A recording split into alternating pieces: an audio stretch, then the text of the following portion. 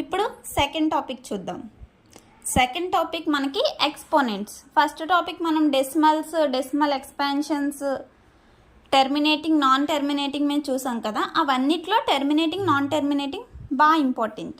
తర్వాత ఇప్పుడు మనకి ఎక్స్పోనెంట్స్. ఎక్స్పోనెంట్ అంటే ఇక్కడ 3 ఉంది, 3 మీద 8 ఉంది, 7 ఉంది, 7 మీద 8 ఉంది. దీన్ని మనం ఎలా చదవాలంటే 3 to the power of 8, 3 to the power of 8 అని చదువుతాం.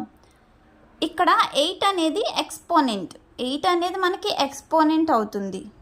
అలాగే ఇక్కడైతే 5 అనేది మనకి ఎక్స్పోనెంట్ అవుతుంది. ఎక్స్పోనెంట్ అంటే పవర్లో ఉన్న నెంబర్ని మనం ఎక్స్పోనెంట్ అంటాం. ఇక్కడ 18 power 23 అంటే 23 అనేది మనకి ఎక్స్పోనెంట్.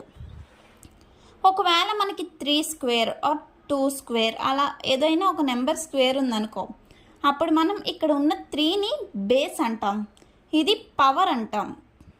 ఇక్కడ ఎక్స్పోనెంట్ అంటాం, దీన్ని పవర్ అని కూడా అంటాం. ఇక్కడ మనం దీన్ని రెండుగా అంటాం, ఇది గుర్తుపెట్టుకోవాలి.